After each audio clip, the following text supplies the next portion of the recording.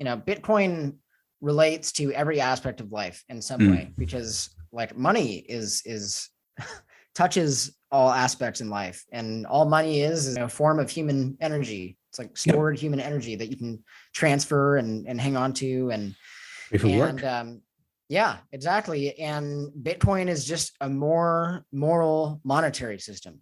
Like there's a reason Bitcoiners still hang on to this thing even after a 40% drop or whatever, is because humanity has been stuck with this elite class of people that has access to the money printer and can buy whatever they want. And so we're opting out. Welcome to Bitcoin Basics with your hosts Faris and Gordon. Visit bitcoinbasics.help if you need help buying and securing your Bitcoin. Hello, everyone. Welcome to another episode of the Bitcoin Basics podcast. It is Faris today, flying solo. Gordon, unfortunately, was a bit ill and had a sore throat, so he was unable to join myself and Andrew Howard, who I'll introduce in a second. The price of Bitcoin is $39,400. The block height is, let me find it, where are we here? 726,762, and it is the 11th of March. So we have interviewed Andrew Howard in the past from Bitcoin Reserve, and it was a real pleasure to have him on the show again. The reason we did was he talked about leaving Mexico, where he's been living for some time, and promoting life in Mexico, and he's going back to the U.S. He did get a lot of messages as to why he's doing so we wanted to catch up with him about that. He is also an ambassador for Free Private Cities, and that's something we talked as well. So this is not so much a Bitcoin Basics show. This is something where we went into a lot of politics and society and the world that we are living in at the moment. I am usually very reserved when it comes to my opinions, my political persuasions, and my personal stories. I let my hat off for this one. And so feel free to criticize, condemn, encourage, and thank you for tuning in, everyone. If you enjoyed this podcast, please subscribe, like, and share so we can find others like yourself. It is a pleasure to have Andrew Howard back. We had Andrew with us last year. Andrew, we said on the podcast, we're going to have you back when Bitcoin hits 100K.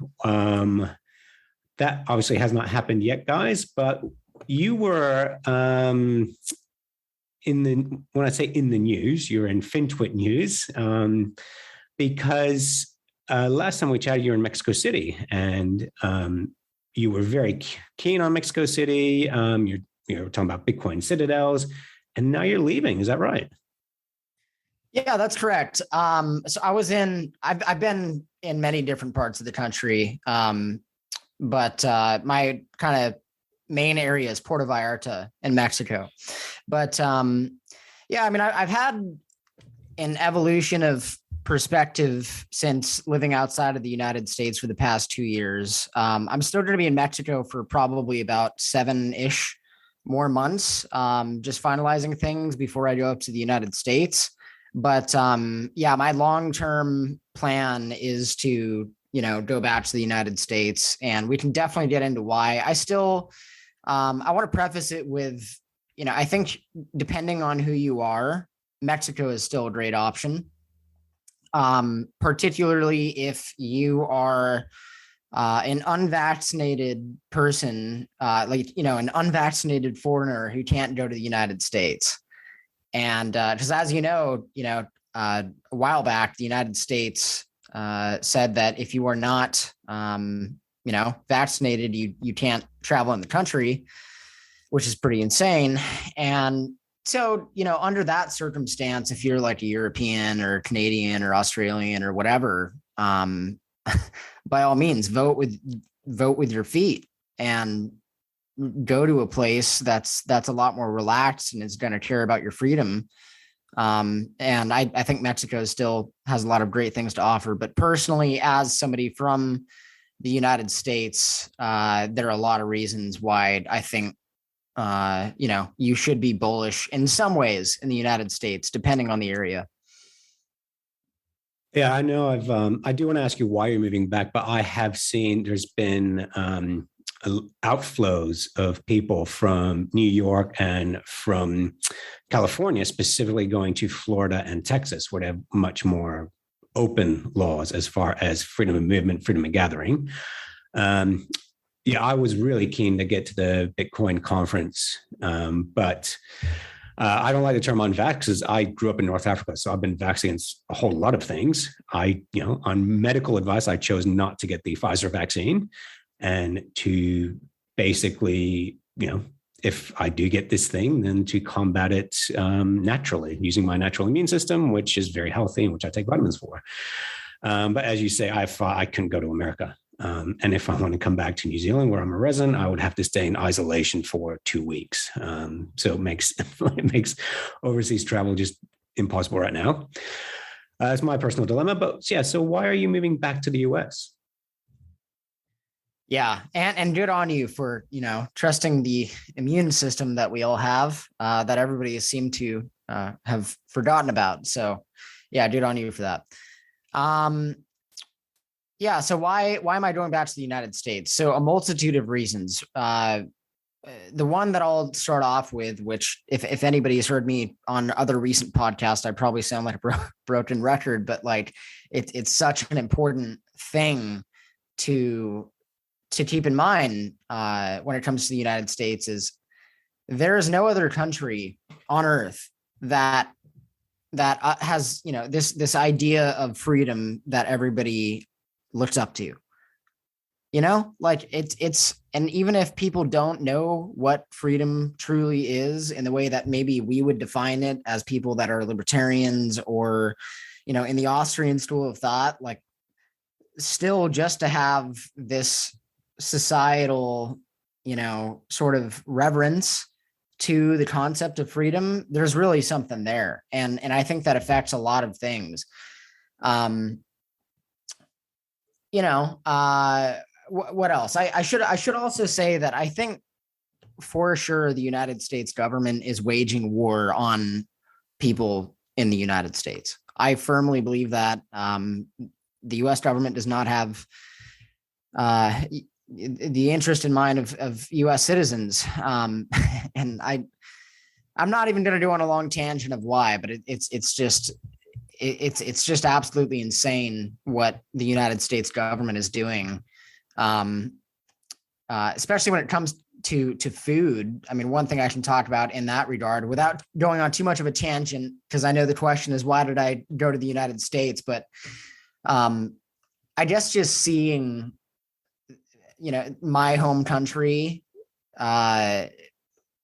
falling apart in some ways and seeing how the United States government is clearly, they have a propaganda campaign. They're trying to destroy the country. And that's a very tough thing for me to see from an outsider position. I mean, I grew up being very patriotic. I joined the Marine Corps. I was very proud of being an American, and then I got interested in the libertarian school of thought and Austrian economics and all that, and anarcho-capitalism, and that changed my perspective to basically see borders as arbitrary lines drawn on a map by politicians. And I think that is absolutely the case, right? Like there's no reason there should be this fence in between. I mean, the only real property is private property. I mean, there's no, just because this group of people who calls themselves government draws a line on a map in a certain area and says, we own this area, that doesn't make it legitimate ownership, right? The only real form of ownership is private property.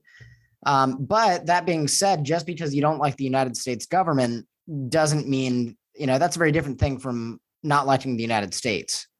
And when I left Mexico, after having been in the United States military, kind of having a bad taste in my mouth from the governmental perspective, my opinion has kind of changed in that regard too. Yeah, I mean, I think maybe a final point to put a cap on this is Latin America has a lot of very great things to offer these days, and especially when it comes to food security too, in my opinion, which is going to be only more and more important as time goes on. But there is a lot of compliance in Latin America, and Compliance with food security. compliance with the COVID stuff, which is a huge shame. And obviously, there's a lot of compliance everywhere, right? But you just don't have, like, people don't care about freedom as much here, right? The good thing about Mexico is that, you know, it's kind of a cultural thing to just take the path of least resistance, which is beneficial in many ways. But there's not this urge to just say, okay, what the hell is happening? Why are we still wearing masks after 2 years of a virus that has a 99.7 or 8 or 9 whatever percent survival rate? Like, what's going on here? You know, Is there maybe a greater fear of authority there? Because I grew up in North Africa, where some of these states are monarchists, and and some of the places where I grew up, you don't question the government so much because you know you can just get arbitrarily arrested and your family never see you again. So is there perhaps a bit more, not reverence, but just simple fear of regimes? Is that what you mean by freedoms there? that's a good question. You know what? I don't want to act like I know just because I'm not like, you know, I didn't grow up here or anything like that. So I couldn't really give you like a firm, exact answer. But I mean, I will say that I believe Mexico is one of the most dangerous countries in the world for a journalist to be in. So there's that, right? Like that's a really, you know, that's a real thing. Journalists here just get taken away and killed by the cartel or by politicians, whatever. I don't know. I mean, I think in many ways, I see it in the United States too. Like apathy is very popular now, especially for people in my generation, like the younger crowd. Like for some reason, just not caring about stuff is, you know, like being too passionate is not like a cool thing now, you know. It's not just the US. This is global complacency. And yeah, I mean, I've witnessed it here in New Zealand. And yeah, anyone who considers anything at this stage is automatically an anti-vaxxer and a conspiracy theorist. It's like, well, hang on. No, Yeah. I'm not anti-vax. I'm not a conspiracy theorist.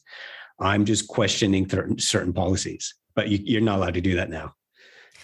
You know, even that, so I know this is a Bitcoin show, but I don't really care if people think I'm crazy or whatever, but like even just the term anti-vax, all these, it's such a harsh label, but you know, I mean, let's say you don't agree with this medical ideology of having to inject yourself from beginning at like 3 months of old at birth. Like, what is that? Are you just crazy because you don't want to, you know, you have a different view on health? Because I know a shit ton of families who are very healthy, who are freedom-minded, who don't vaccinate their kids, and their kids are the healthiest I've seen out of anybody I know. I mean, they've got, you know, bright eyes, good looking skin, you know, healthy, you know, of course they'll get sick, but like, it's not like they're dying of all these things. Yeah. I mean, it's like follow the money, right? Like, to think that medical systems being merged with governmental systems, to think there's no way there's going to be any corruption there, like, that's very naive. So one thing you said I really relate to. I said I was born and raised in North Africa. I didn't go to any English school until I was 16. And that's when I moved to Arizona. And I did the last 2 years of high school in Arizona. So I spent quite a bit of time in America. And I found that people are amongst the most generous, hospitable people in the world, Americans. However, the government living overseas, though, there's the American government policy and there's the American government, which is the people. And I'd agree with you, the American government policies are not favorable to the people. Because when you say freedoms, to me, like what I witnessed living in America is if you're on low income or even middle class, life is quite hard. If you look at Maslow's hierarchy of needs, what do you need in life? Food, health, and I'd say even education. Those are very expensive. Eating healthy is really expensive. Going to the hospital is incredibly expensive. And yeah, education, these things I see, okay, they're really expensive. Now, a lot of things in America are cheap. Your luxury items are incredibly cheap. Luxury cars, even home ownership is actually cheaper compared to most of the other G20 countries. But I just found, gosh, it's the standard of living I found in North Africa was probably higher than in America. And the funny thing that I found was if you questioned your standard of living in America, then you were seen as unpatriotic. So to me, that was just something I noticed as an outsider looking in. So my senior year of high school in Arizona was the most fun I've ever had. I had so much fun, but just I thought, man, the standard of living here does not look that good, because I knew people who would spend thousands of dollars a month on insurance premiums. What is it? Minimum $50,000 to $100,000 for a university degree. Yeah. So that's not like that in other countries. And in the United States, you can't even, like, if you go to the hospital and you need something done, they won't tell you how much it costs until after it's done. Oh, I witnessed that myself. Yeah, I got subscribed pain medication, and this was 20 years ago, and that cost me $2,000. So yeah, anywhere else, that's probably $50 at most. So yeah. So when you say freedom, I just want to narrow down, what are you referring to when you say the freedoms you get in America? What would you get that you wouldn't get in European countries or the antipodes like Australia and New Zealand?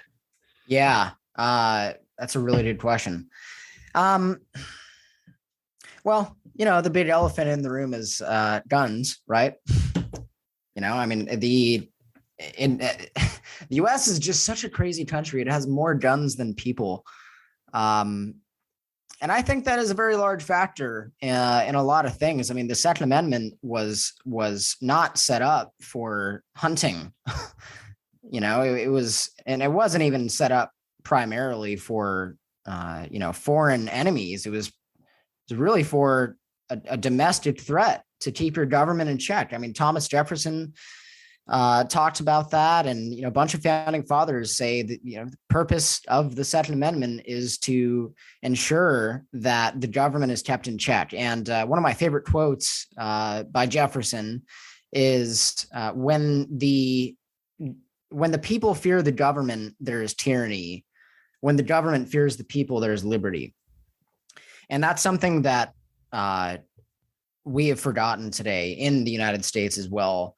But so that, I would say is probably one of the bigger factors. Second point aside from that is, I'm not saying that the United States is a more free country than other areas right now at this point. I mean, I'm going back because I see an extremely unique culture, which I think, lucky to have been born in, which I now see the value in since living outside of it for a couple years. And I want to be in that culture. I mean, if we're talking about like quality of life, and if you work online, you're going to have a much better quality of life in Mexico. And I always say, like, with the Citadel stuff, because we're always talking about it, and this is a big concept that I'm really interested in, it just free living, citadels, all that. Like, there's not one right answer for everyone, I don't think, but I also think we're moving into a world where it's going to be very difficult to escape this huge black swarm of tyranny that's encompassing the entire earth.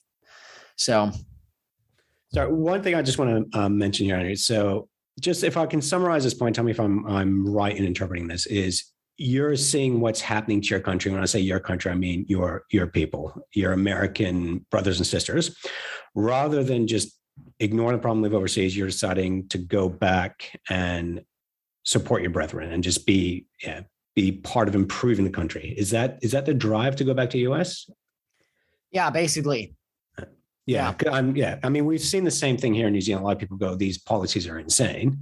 Mhm. You know, my 12-year-old can't compete in competitive sports. And we're seeing, the vaccine passport system have a debilitating impact on the mental health of children. Some people are like, do I just get the hell out of here and go to El Salvador? Or do I stay here and fight the system? So I just want to clarify one thing here. You mentioned gun ownership and fear of the government. I'm playing devil's advocate here. Shouldn't we move past the muskets where we fight back with guns, but use the democratic process to fight back? So multifaceted answer we should have here. Okay, so I think that the war that we're in right now is primarily not a war of physical violence, but more so information and resources as well. Mm-hmm. Like I firmly believe they want to make people as poor as possible. Yeah. Like I really do. Economic servitude. Yeah. Yeah, absolutely. I mean, what better of a way is there to control somebody than to have, take away all their resources? They're going to like physically need you for their survival. And if somebody needs you, then you can do whatever you want with them. Yep. So, yeah. I mean, when I think of like, and aside from that, like 1776, that's not like a pretty thing, right? That's like the least preferred option. I also don't think that I'll say this. I don't think it's as black and white as 1776, right? Or fighting the system with the system through democracy and trying to get a bill passed, whatever. Like I don't think that suing the CDC or suing, I don't have any hope in that system at all. That's why I love Bitcoin so much, is because I just seeing so many things growing up as an American, like all these bullshit wars that my government wants to go in. So many people disagreeing with that. So many people trying to change that through the system. The vaccine stuff, people, saying I'm going to sue this company and whatever. It's none of it's working. And Bitcoin is something that actually works today. Anyways, long story short, to specifically answer your question as far as solutions, what I have in mind, here are the most viable solutions that I see for certain states in the US to be free. Bitcoin, obviously, being one of the biggest, I want to orange pill people, just as we all do. Food is a big one. So in the United States, it's been increasingly difficult for family farms to just be a thing. I mean, I believe since there's a documentary on this called Farmageddon, and it essentially talks about the U.S. government's war on family farms. And in that documentary, they say that since the 1970s, we've had 80% less family farms in the United States. They have, the U.S. government has sent in SWAT teams, like 20 dudes with big guns and vehicles at the middle of the night to go and raid a family farm because they're selling raw milk to people. So, and 90% of the meat supply in the United States, or like 95, something like that, is monopolized by about 4 corporations. So there's very clearly they want to get people dependent on their food system as well. And I don't like that. So I think that, the most effective like protest really is Bitcoin, is having your own food and having community, like having like-minded people near you that you actually, you have relationships with. So. Yeah, absolutely. And what Orange Pill me into Bitcoin, and sorry for this show is targeted to noobs. So Orange Pill is essentially reference to the Matrix, where you had the two, the green and the red pill, and the orange pills, you're taking the Bitcoin pill. So what Orange Pill mean to Bitcoin was the economic and societal factors. It took me a while to understand the technology behind it. This is where Gordon comes from. He comes from a tech perspective. But to me, it was looking back at history, most things were centralized. So you mentioned land before. It was actually private land that started the Industrial Revolution and created the middle class. So it was the decentralization of land. When we had the separation of church and state in 1648, Treaty of Westphalia, that is when we decentralized political power. The head of the church was no longer the head of the state. We elected the head of the state. So we're starting to see decentralization of things. And to me, we're not decentralizing finance. So the Bretton Woods Institution has done more harm than good. The euro petrodollar system has done more harm than good. What we've seen in this pandemic is the ultra rich have become more ultra rich, and the ultra poor become more ultra poor, and we are decimating the middle class. And Robert Reich did a documentary about, and this is 10 years old, I think, where he was saying we're going to have serious societal issues because we're killing the middle class. And this to me was, okay, so Bitcoin is a decentralized alternative. And where's, like I mentioned before, kids that can't participate in sports here because they're unvaccinated. So what we're seeing now is a group that's basically saying, well, we're going to start our own sports program and anyone can participate. Here as well in New Zealand. So I'm rambling a bit here, guys, but I'm leaning to a question. You are not allowed to go to cafes, restaurants if you don't have a vaccine pass. This applies to 13-year-olds as well. You can't you can't sit down for a hamburger or a cup of coffee if you don't have the vaccine pass on your phone. So there's a guy who owns private land and he just set up a free market. And 1,000 people come together without a mask, without social distancing, and it's just food trucks and markets. And ironically, it has not led to a mass COVID outbreak that everyone feared. So we're starting to see, okay, I disagree with this. So I am running a parallel alternative. So to me, this is something I'm starting to notice. We are seeing parallel alternatives to the system. Bitcoin was the first with finance. Now with these COVID regulations, we're seeing freedom of movement as an alternative to what the central authority is telling me to do. Now, this is where I kind of want to segue into the Free Private Cities Foundation, which you're an ambassador of. Tell us about that, please.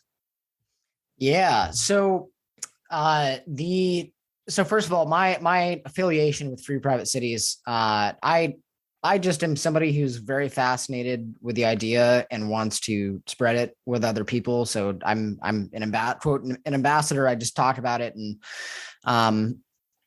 I just find the concept very interesting. So what a free private city is basically taking all of the quote services that you get from a government and turning those into a private business, which is actually attainable. So in a sense, it's plugging in the Austrian school of thought into real life. Because there are services that governments do that of course we need. And that's part of the thing that's so tough, right? Is because on one hand, you have this organization that like puts fires out if building catches on fire, or like if there's some, I don't know, if somebody gets shot or something, I would hope that there's some sort of police or security that deals with that, or, stuff like that. A society like the roads, obviously, right? That's the biggest question that any libertarian gets is how are we going to build the roads? And all Free Private Cities is saying is we can have all of these services in a much better way if they are done privately, because the government has no accountability in the sense that if they do a bad job at one of these services that they're providing, they're still going to be in business, because their form of generating revenue is actually one of two things. So it's the first is taxation and the second is inflation. That's it. Versus a private company where the private company has to provide a legitimate service or product to people, which adds value to people's lives, and in exchange for the value that people are receiving, they're willing to pay for it. And if the business does a bad job, then they're not going to be in business. So that's what a free private city is. As far as how this can be done, the idea is is also very interesting. So it's like, how do you do this, right? You have this idea, and that's great, but how are you actually going to plug it into the real world? And how are you going to like start this free private city thing where, right? The idea is to go to an existing nation state and, have an area, like have a big piece of land in mind that's in their jurisdiction that's not being occupied, and say, hey, we want to make like a Hong Kong. That's basically what we want to do, right? We want to have, we want to let people do their thing. We want to leave people alone. Right. Of course, if something bad is happening, right? Like if there's actual crime, or if somebody's hurting somebody else, we're going to have, private security forces deal with that, which are accountable and keep people safe. But, we want to just let businesses innovate and grow. And so anyways, long story short, they make the agreement with an existing nation state and say, we will give you a certain percentage of our revenue as a free private city, since we're a business, right? For-profit business, if you just let us do what we want. And so the idea is that the nation state has a financial incentive to permit freedom, you should say. So that's basically what a free private city is. One thing I would keep my eye on, I don't know if you've heard of Prospera at all, but this is like a real world place that's implementing this idea in Honduras. They've actually made a contract with the government of Honduras. I believe they get about 12 or 13% of the revenue from the free private city, something like that. Please don't quote me on the numbers because I could be off there, but it's really happening in the real world, and it's really cool to see that. So basically, if I'm understanding this correctly, the corporations run the city. The government of the host nation is not responsible for any of the infrastructure. It's run by corporations. They're not responsible for the health or even defense and security of the private city citizens, residents. In return for the land allocation, the host government gets a certain percentage of the GDP. Yeah, that's correct. I believe, the Honduran government is not even allowed to enter that area unless they are permitted. Oh, so they actually have sovereignty then. Wow. Okay. In that sense, here's the thing, right? To play devil's advocate, and this was one of my biggest questions coming into this idea of free private cities is, okay, well, what happens if they just don't care about the contract that they made for the free private city? What happens if they just invade the area, right? Yeah, well, there are financial incentive be to do that though. Yeah. So you're looking at pure market forces there. Yeah. That's fascinating. It's something I want to actually look into it some more, because something that we're noticing in the Bitcoin space, because we've been doing this for a couple of years now, and before I ramble on again, tell us a bit more, for those that didn't hear Andrew in our first podcast, tell us about Bitcoin Reserve, Andrew. Yeah, I want to say one more thing about free private cities, just to, because I think it's worth mentioning. Companies can set up there also as well. There's like there's this e-license thing, something online where you can pretty much set up a business in like a day. Out of this free private city in Honduras. So, and again, it's called Prospera, Prospera. I thought it was kind of cool. And I know people that have done it. So anyways, we'll link to it. Yeah. Bitcoin Reserve. I am the Chief Business Development Officer, and basically I wear a bunch of hats. I write articles. I talk with awesome people like yourself, Bitcoiners around the world. And our goal is just to orange pill Europe and help people buy and sell Bitcoin in the easiest way possible in any amount. So, and we don't offer shit coins, and we force our clients to have self-custody. So yeah, that's what we do. That's what we've been advocating for 2 years: buy Bitcoin only, dollar cost averaging, put it in the cold storage. So yeah, we, like you say, broken record, every episode is what we do is just, that's Bitcoin only, put it in the cold storage. It's such an important thing. I mean, Yep. because it's a very convenient thing to just leave your coins on the exchange. But man, after seeing what's happening in Canada, Yep. I don't know where I heard this. I heard that so I'm sure you saw those videos of these Canadian truckers being given Bitcoin, right? I heard that one of the Canadian truckers, he was not very tech savvy, like put his coins on an exchange for some reason, and he KYC'd himself, of course. And then the Canadian government seized his coins from the exchange because he was participating in the protest.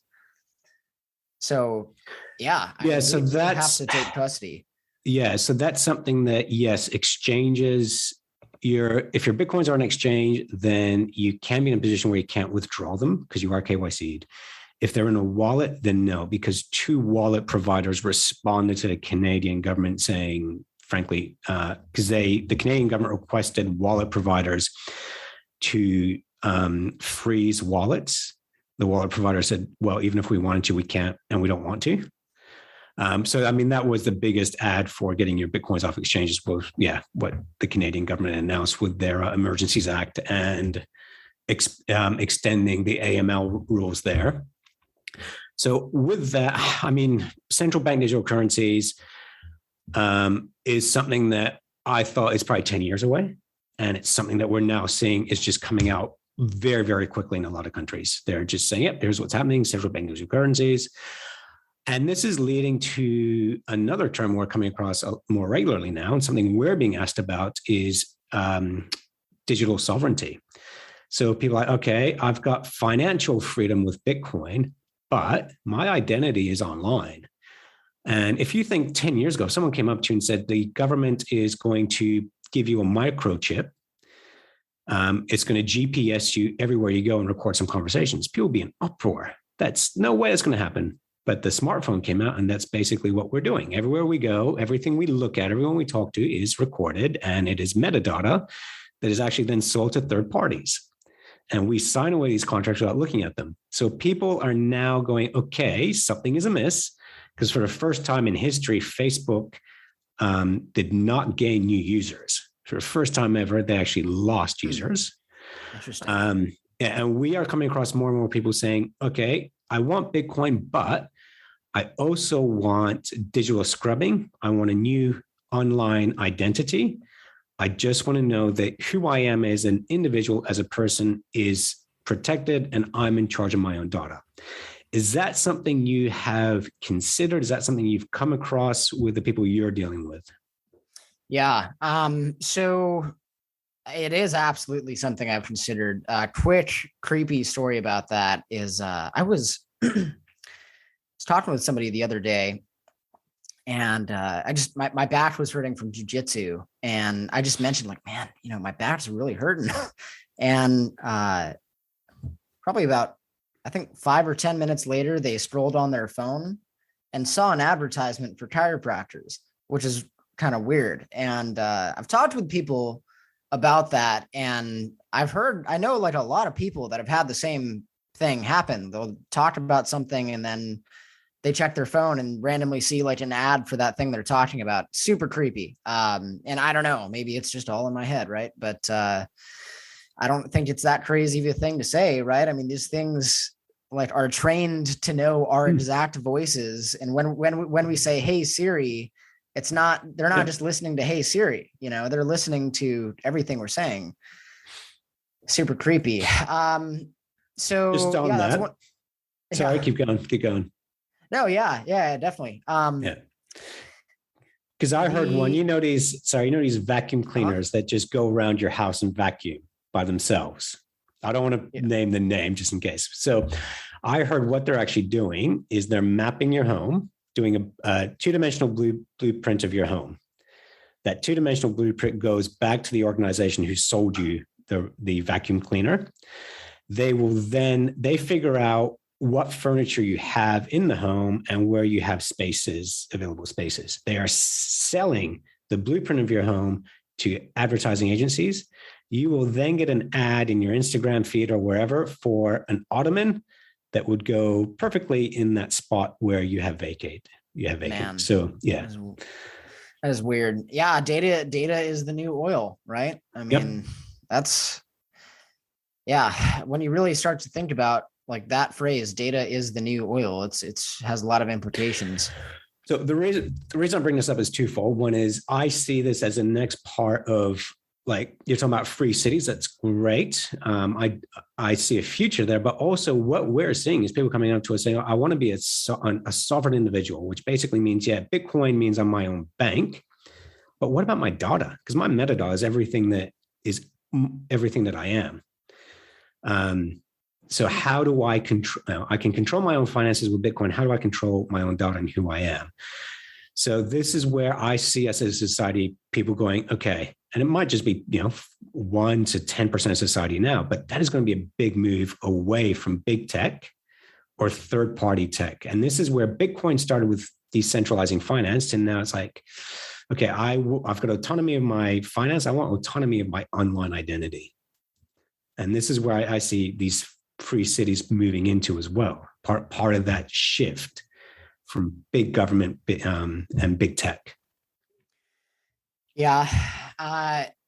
In that regard, another thing that comes to mind is, I don't know, have you looked into like privacy phones at all? Yes. So this is something me and Gordon are talking about. So we are actually launching a new service where we are helping people with their online privacy, setting up a private server, for example. So you are controlling your own data. You control what you share with the world, what people sees. And with your own phone, it's something that we're looking at as well, because they are out there, these private phones. The problem is the apps are not very user-friendly, not very sophisticated. But we are, again, what we're talking about now would be like Bitcoin 2012. Yeah. Because that's a service that, I asked because I've been looking into privacy phones, and there's like, Calyx OS and all these different options. But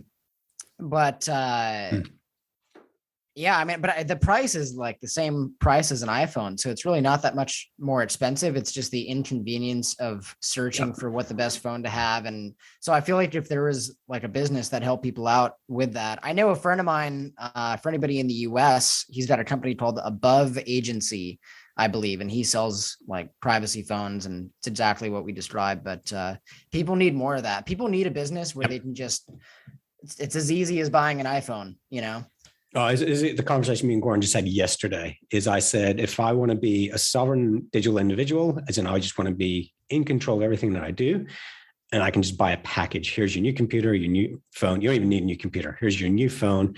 Here's your Bitcoin node, your Bitcoin backup system, all that stuff. Bang, select it. Here it comes. And I know my data, my finance is secure. Yeah. No, I totally agree with that. That's really important. When Gordon listens to this, I'll probably be getting 100 questions as to why didn't you ask him that? Why didn't you tell him that? Why didn't you ask this? Why didn't you bring this up? So for me, like I'm fascinated the fact that you started into Bitcoin. I love your journey because you didn't come at it from a tech point of view or a finance point of view. It was more from questioning society and foreign policy, especially looking at questioning that. So this is where my journey into Bitcoin, it wasn't from appreciating tech. It was from appreciating economics.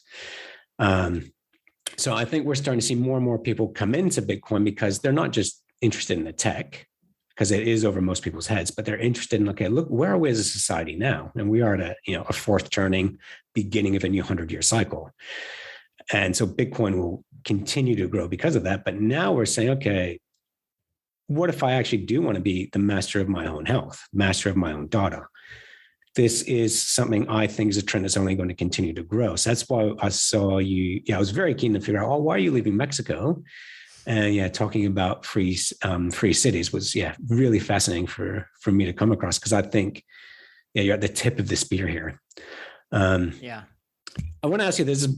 Are you worried that, okay, this is stuff that we are talking about. Are you worried that you're going to come under the radar of certain three-letter agencies and you might become a person of interest? I mean, the way I see it is I'm a totally peaceful person.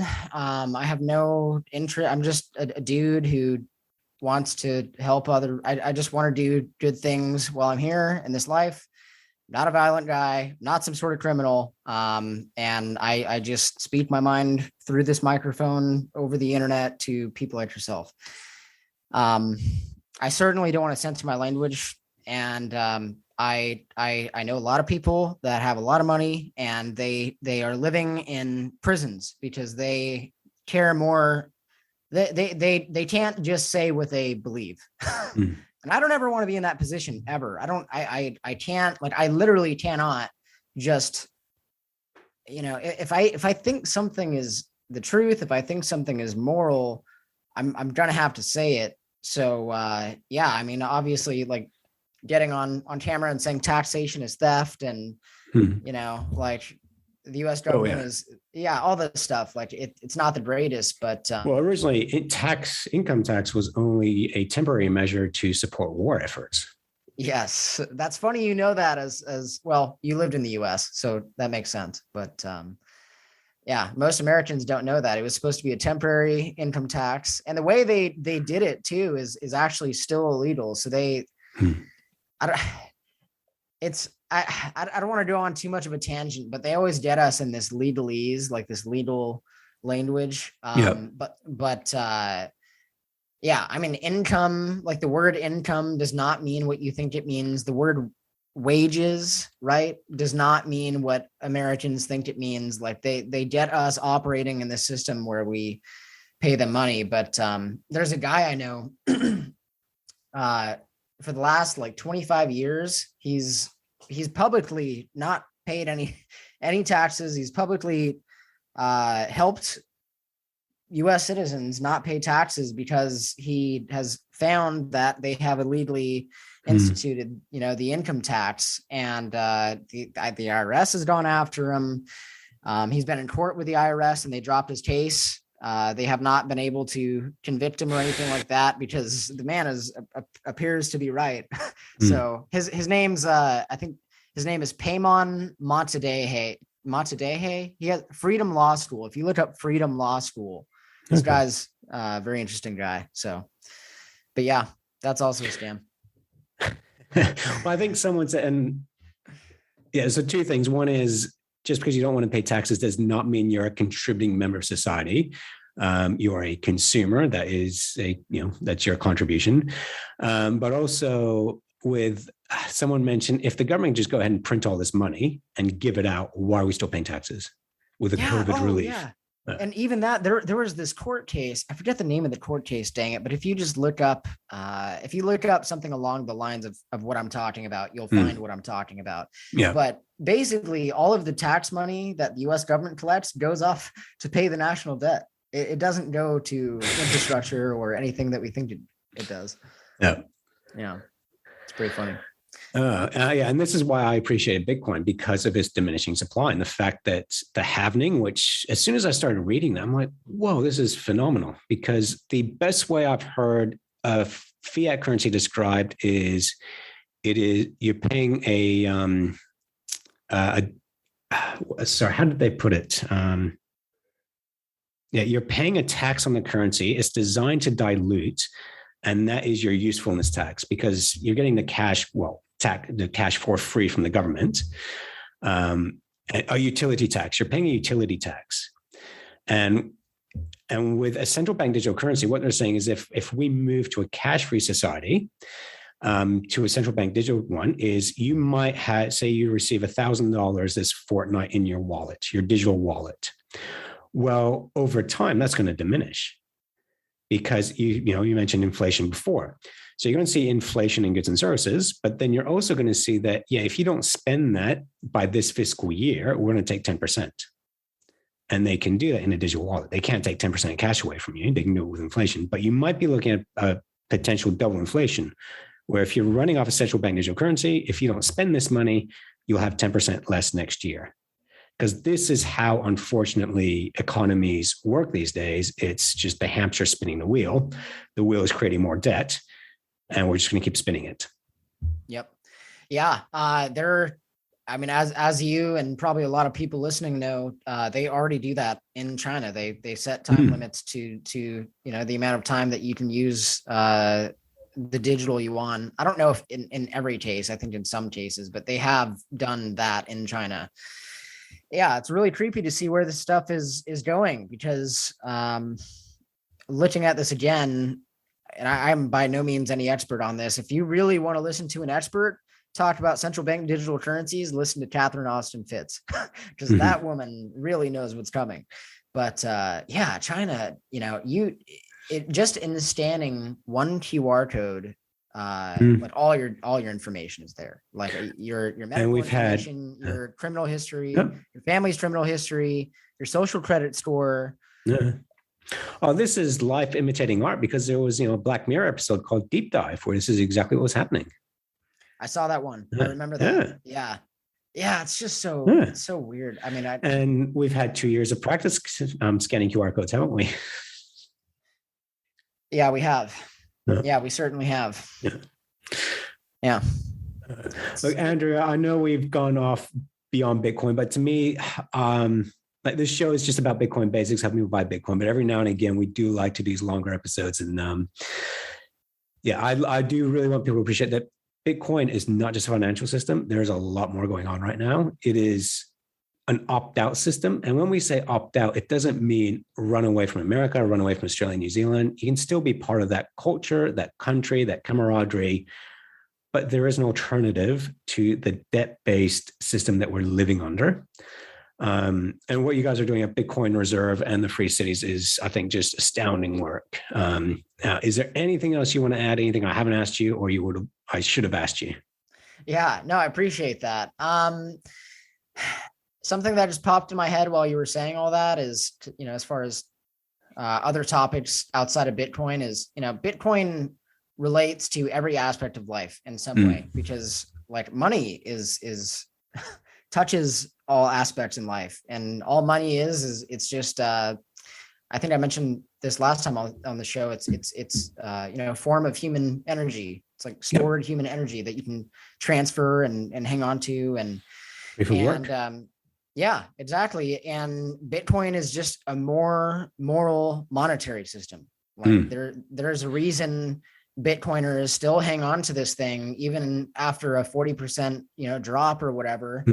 Is because humanity has been stuck with this elite class of people that has access to the money printer and can buy whatever they want. And, so we're opting out. I mean, we don't want that to happen. We see that as immoral. We look at Bitcoin as a more fair monetary system. So yeah, I think that's probably what I could end on in that regard. Like that would be probably my last point. Is it's a more moral monetary system. We're not in it just for the financial gains. Although that's it's great because this thing that we're all really passionate about is highly likely to happen to make us wealthy as well. Yeah. When I was at university, I worked in sales as well. And part of my sales training that I remember to say, human beings want two things, freedom and security. And that's what money can buy, freedom and security. And that's what Bitcoin is. It's both. Yeah, for sure. For sure. It is. It's security because it gives you the ability to have more certainty for the future. Yep. And human beings can't do anything, can't do anything meaningful unless you have some sort of idea of what the future is going to be. So yeah, totally agree with that. Look, Andrew, it's been a pleasure once again. And can we catch up with you when you're settled in the States? 100%. Yeah, that would Fantastic. be great. I'll give you an update. And just where can people follow you? Where can they find you? Yeah. So if you are a European and you want to buy some Bitcoin, go on bitcoinreserve.com. And my info is also on our website there. And Twitter is where I'm most active. So my handle is Andrew_J_Chen. Howard, and I'm happy to connect with anybody on there. So Cool. Oh, thank you very much, Andrew. It's been a pleasure once again. awesome. Thanks a lot, Cool. Ferris. Appreciate All it. right. Cheers. Cool. Thanks, man. Yeah, that was a Yeah. good one. Thanks for watching or listening. If you enjoyed this podcast, please like, subscribe, and share so we can spread this educational content to others like yourself. Visit bitcoinbasics.help. Disclaimer. Any content provided by CoinCompass is for educational and informational purposes only and is not investment, legal, tax, or any other professional advice. A qualified professional should be consulted before making any financial decisions. CoinCompass will at times recommend certain products, services, and technologies, but these are opinions based upon our own or podcast guests' experience and not endorsements. We take no liability for out-of-date or inaccurate information, software bugs, manufacturing errors, technology misuse, or issues involving third parties. Visit coincompass.com for more information and please contact us.